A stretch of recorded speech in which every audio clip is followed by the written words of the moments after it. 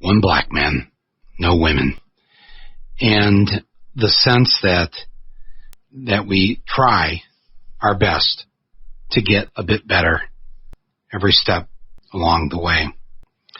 When Joe Biden announced late in the afternoon that Kamala Harris would be his running mate, my first reaction was a sigh of relief, a wave of relief that went across me, because I was absolutely convinced that Susan Rice was going to be his nominee for vice president, that he would essentially pick someone to the right of him, someone who comes from the, let's call it the Dick Cheney School of Foreign Affairs.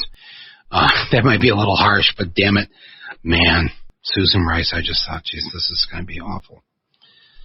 And then it didn't happen. It wasn't Susan Rice. It was Kamala Harris. And we have talked about Kamala on this podcast way back in the days when Bernie was running.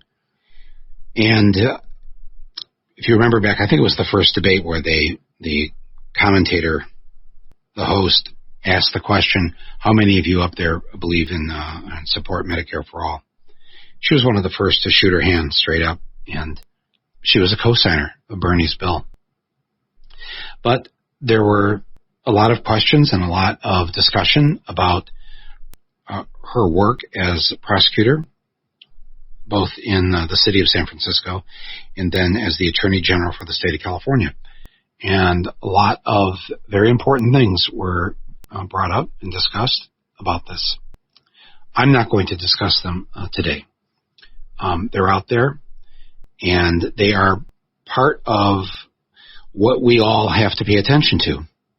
But I want to talk about, in part, where we go with this information, with this news from yesterday, the moment we're in, the moment that this is only the second time a woman has been the vice presidential nominee.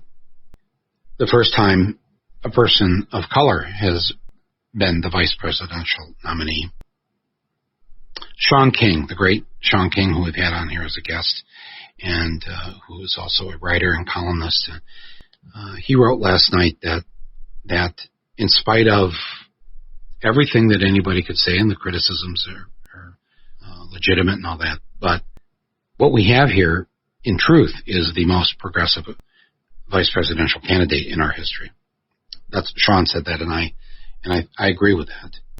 She's also been one of the most progressive senators in the Senate. She, every step along the way, she has taken position after position with Bernie, with Elizabeth Warren, and her cross-examination, I guess is the way to put it, of Bill Barr and other Trump officials that have had to come before her committees has been absolutely thrilling to watch her take them down. So, I came to like the job that she was doing as a senator. And then we would, we crossed paths and ran into each other on the so-called campaign trail in Iowa and New Hampshire, and back and forth in and out of MSNBC. I have to tell you, just on a personal level, I find her to be a really warm-hearted, kind, good, decent human being. Not a phony, not the typical politician. And I felt bad during the early part. I mean, she dropped out before the first caucus. Her opening rally when she announced in Oakland, California, tens of thousands of people there. It was just the most amazing. More people than were at Barack Obama's big announcement that he was going to run for president in Springfield, Illinois. I thought it would come down between her and Bernie, or her and Bernie and Elizabeth. And the fact that she left, ran out of money, couldn't somehow come together. She was finding her way during the debates and trying to solidify what she really believed in and what she wanted to say. You could see it's a tough road. It's a tough road to be on. But, on a personal level, I I've usually got my bullshit detector on pretty high. I think when you reach by the time you've lived a certain number of years in your life, don't really in the first 30 seconds. Sometimes you're wrong. Sometimes you make a wrong first judgment. But don't you know in the first 30 seconds if somebody is who they say they are, has a goodness to them? You know that, right? And how many times do you try to convince yourself that the sort of bad first impression is just that, and it's going to get better, and then it never really does get better, does it?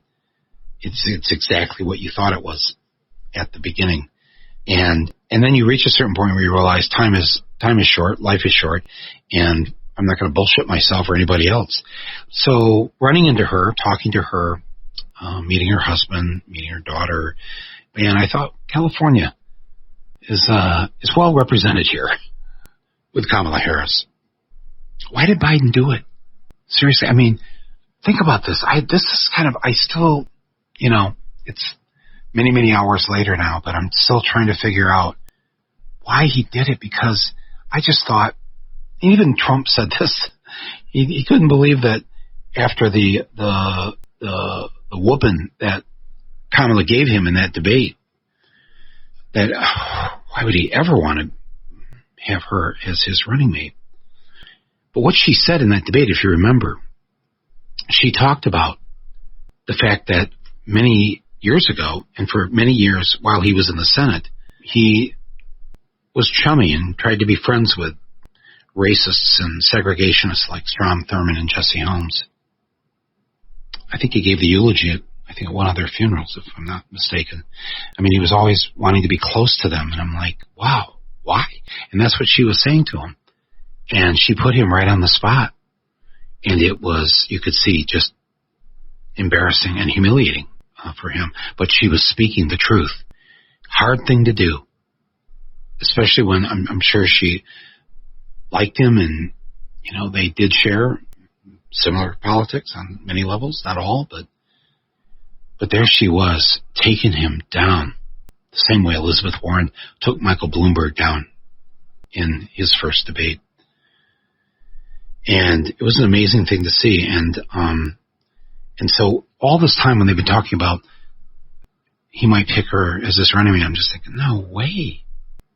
No way. But he did. He had to somehow, someplace in his own soul, sort of decide that for the greater good of whatever he thought would be the greater good for the country, that he wasn't going to let a personal thing like that get in the way. And maybe, just maybe, he too, in his own heart of hearts, knew that she was right. Maybe by that time he did regret being friends with these segregationists. That's just wrong. She had to tell him that on the stage.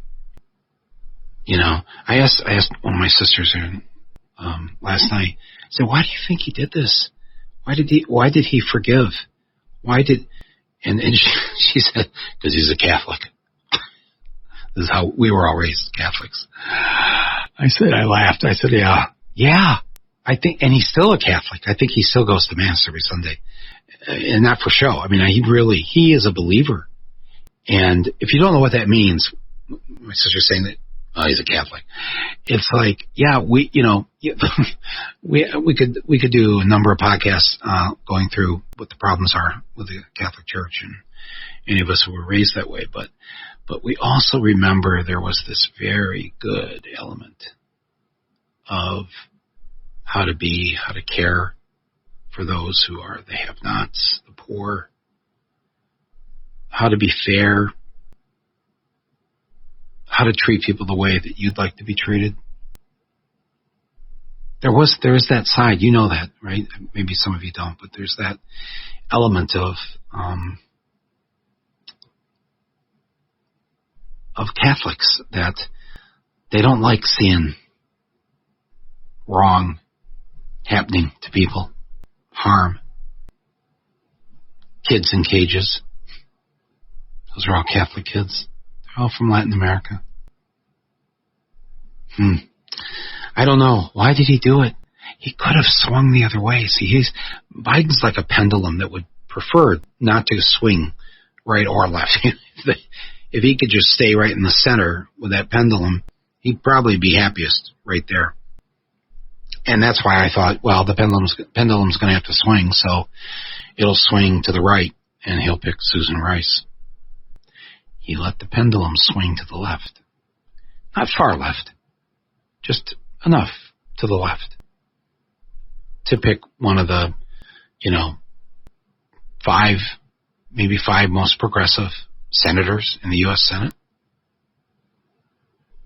Maybe he thinks that's what he needs. He needs a little pull toward us over here. He likes Bernie. I've met him too a few times over the years, going back probably I think the first time I actually ran into him was on the Amtrak. I was coming back from D.C. to New York, and of course he was done with his day in the Senate, and so he was riding it, getting off at Wilmington, Delaware. Wilmington, Delaware! Next stop! That's when you're already half asleep, and the conductor's coming down the aisle, thinking that he's in a movie from the 1930s. But so that's the first time I spoke to him, and then Democratic Convention in 2004, a couple other times. Nice guy again, nice guy, decent guy, swears like a sailor, but not my politics, but why did he do it? I don't know. This is what I think. I hope everybody takes this the right way. I think he knew that he had a very sober decision to make, if I can say a solemn decision to make, because it wasn't about him just picking his vice president, a person that usually doesn't have a lot to do, but Obama gave him a lot to do, and I assume he was going to give his vice president a lot to do. Now, I think he knows how old he is. He knows what's going on. He knows, and he's even alluded to this, that he may be a one-term president.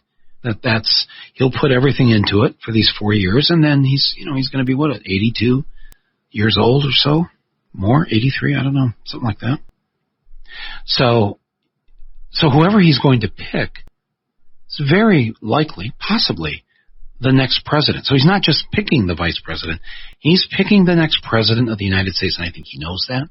And I think that's why he pondered on this, and he took a little more time about this, and he had to sort of visualize this. If I'm picking the next president, what does that look like? And I don't think he could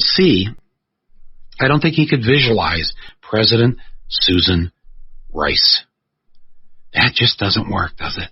No, right? Just try it yourself. President Susan Rice. For 4 to 8 years after he's served his time? No. Oh, God, no. Really? No. And I think he knew that, too. As much as he probably likes her, he worked with her in the Obama White House. But he couldn't do that. President Gretchen Whitmer? Well, I'm a fellow Michigander here, so I'm not, maybe a little biased, but, no. No.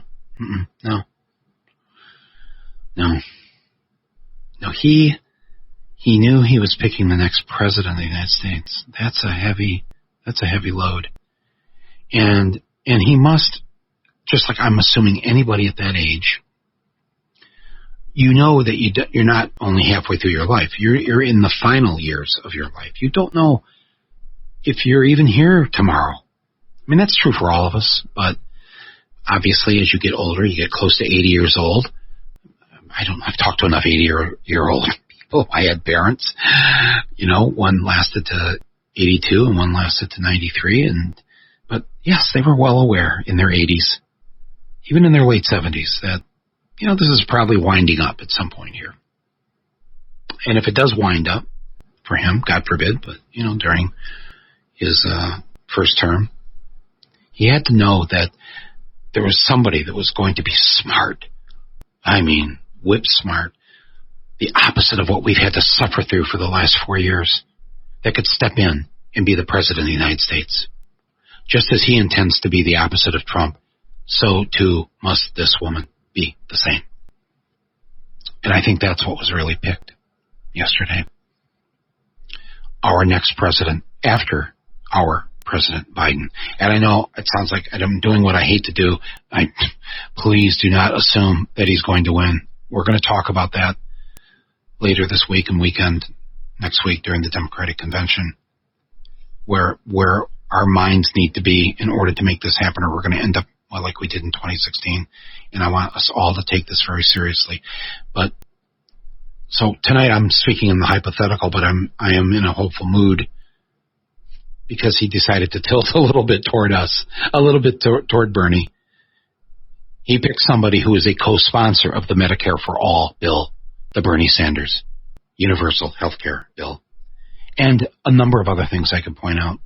Sean King, in his post last night, said that he being, I think he went to Morehouse, and pointing out how she went to Howard, and that we could be all very surprised of how she will step into this moment, that there will be perhaps redemption in some way for the feelings that people have about what happened when she was Attorney General or the prosecutor in San Francisco, that in fact she may propose, push forward one of the most progressive criminal justice bills that she and others have been talking about now for some time.